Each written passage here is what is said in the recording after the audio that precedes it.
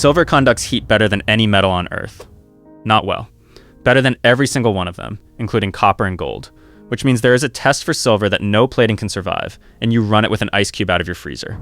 It is number 1 on this list. 7 ways to tell if silver is real, counting up to that one, and every test comes with the thing almost nobody tells you, which is where it stops working. Number 7, the magnet. Fastest check there is. Hold a magnet against the piece. Silver is not magnetic, so if the item snaps toward it or hangs off it, there is steel or iron in there and you can stop. Now the limit, and it is a big one. Most fakes are not magnetic either. Brass is not. Copper is not. Nickel silver is not. Plenty of stainless is not. So a piece that ignores the magnet has passed almost nothing at all. And one detail that trips people up constantly. Genuine silver jewelry often contains small steel parts, especially inside clasps and spring mechanisms. So when a magnet grabs the clasp of a chain but ignores the whole rest of it, that is completely normal. Test the body of the piece, not the fittings. Failing this test proves fake. Passing it proves nothing. One upgrade worth knowing. Use the strongest magnet you can find rather than the one off your fridge, because weak magnets miss weak steel cores, and a piece with a thin steel skeleton under heavy plating can shrug off a fridge magnet entirely.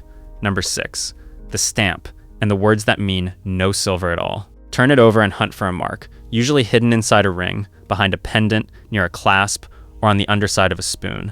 The good ones are numbers. 925 is sterling, 92.5% pure.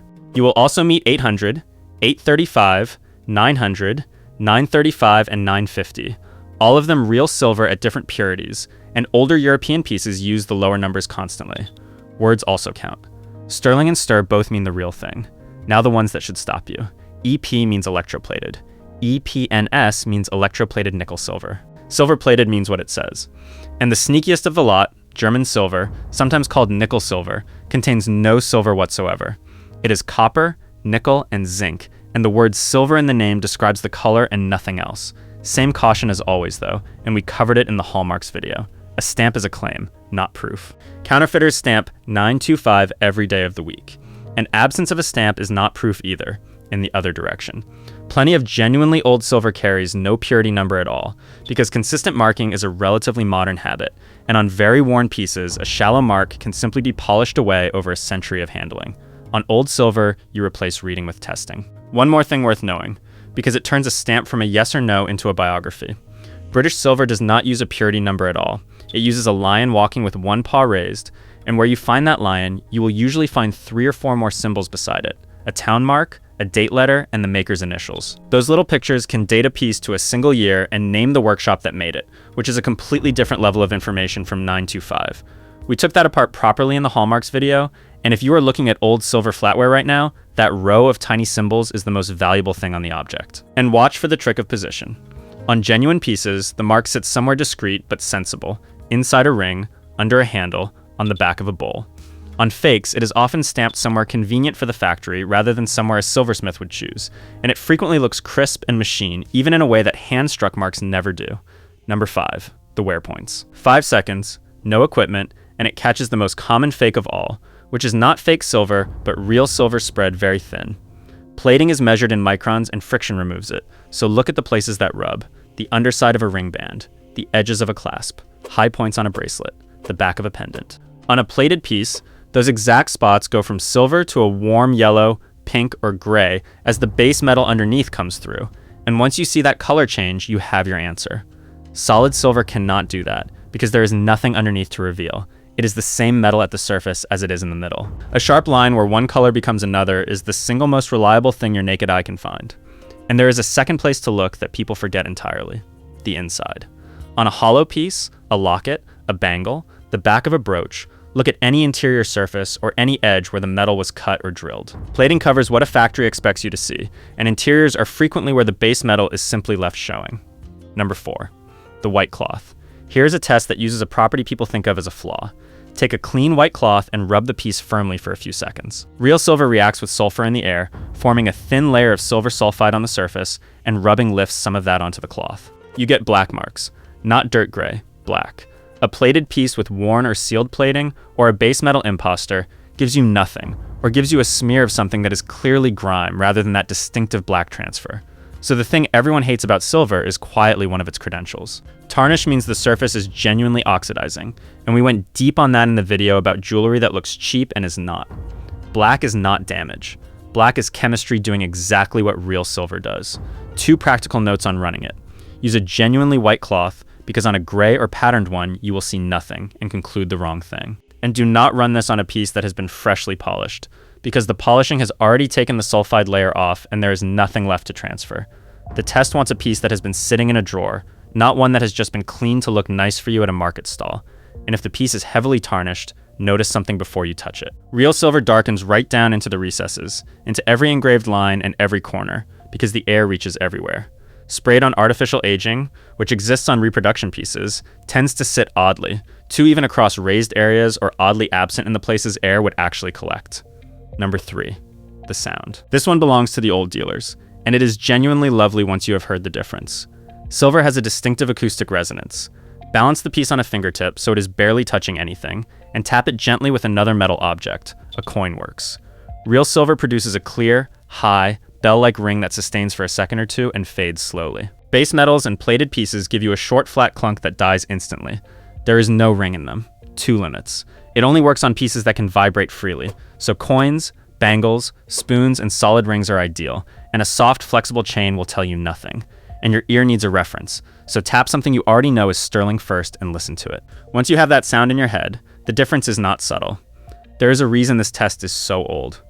Long before anyone could test metals chemically, traders and coin dealers judged silver by ear, because the ring changes when the alloy changes, and a debased coin sounds wrong to a trained ear, even when it looks perfect. You are running a test that is several centuries old and still works. One warning though. Tap gently, with a coin or a fingernail rather than anything hard, and never on a piece with stones set into it. Silver is soft, and a hard tap in the wrong place leaves a mark that no test result is worth. If any of this is making you want to go through the drawer, subscribe, because the last 2 are the ones that plating genuinely cannot survive. Number 2, the sliding magnet. The magnet is back, and this time it is doing something far cleverer than sticking. Silver is paramagnetic, which means it does not attract a magnet, but a moving magnetic field induces small electrical currents inside it, and those currents push back.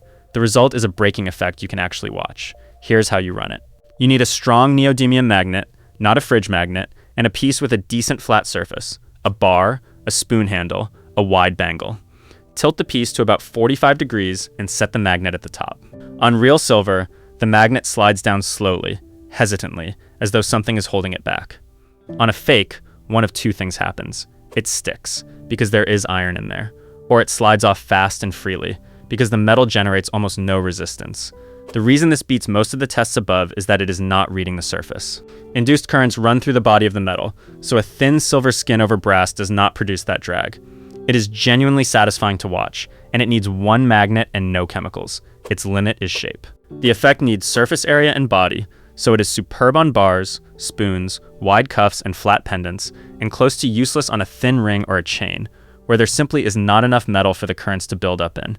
And if you want to see it properly the first time, run it against something else. Slide the magnet down a piece of known sterling, then down a stainless steel knife, then down a plated bangle. The difference between a magnet crawling and a magnet dropping is not a subtle judgment call once you have watched both. Number 1, the ice cube. And here it is, the test from the beginning, and the reason silver has one that nothing else can copy. Silver has the highest thermal conductivity of any metal on Earth, higher than copper, higher than gold, higher than aluminum. That is not a marketing line, it is a physical property, and it is why silver is used in electrical contacts and why this test works. So do this. Put the piece on a flat surface at room temperature, set a small ice cube directly on top of it, and watch. On solid silver, the metal pulls heat from the room into the ice at a rate nothing else matches, and the cube begins visibly melting within about 10 to 15 seconds, running water across the surface while you watch. Put a second cube on a wooden table or a plated piece beside it, and the contrast is obvious, because the other cube just sits there. Now the 2 limits, because you need both. Mass matters. This wants a thick ring, a bangle, a spoon, a bar, something with enough body to move heat. A fine chain does not have the mass to show anything, and temperature matters, because silver is conducting the room's heat into the ice, so the test needs a warm room. Run it outdoors in winter and nothing happens, because there is no heat to move. Get those 2 conditions right, and here's why it is number 1. Plating is a skin measured in microns. Thermal conductivity is a property of everything underneath it. A silver-plated brass ring passes the magnet, wears a convincing stamp, and can even sound acceptable. It cannot conduct like silver because it is mostly brass, and brass is nowhere close. Now the bonus, and it is the one that changes how you shop. Tarnish is your friend. Silver-plated pieces and real silver both go dark, but they go dark differently, and telling the two apart is worth more than any single test above. Real silver tarnishes evenly, all over, and it goes properly black or deep gray. Polish it and the metal underneath is unchanged, because the tarnish is a surface layer sitting on solid metal.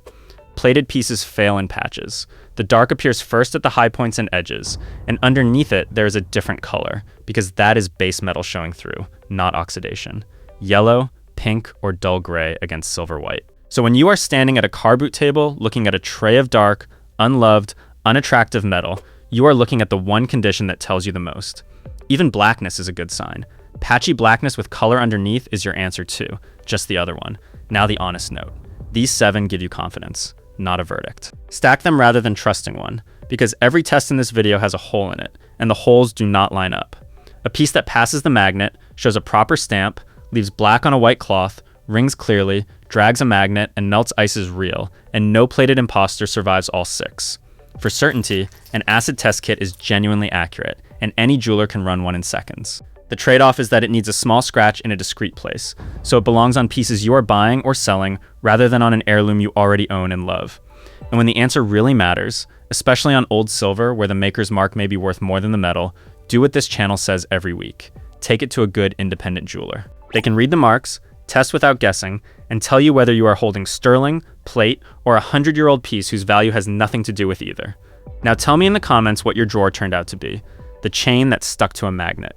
The spoon that melted the ice in 10 seconds. The tray of dark, unloved metal that turned out to be solid. I read every one, and the best finds on this channel always come out of the comments.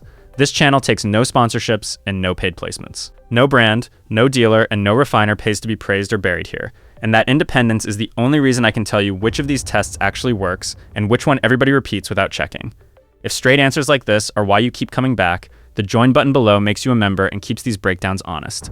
Plating can copy the color. It cannot copy the physics. I will see you in the next one.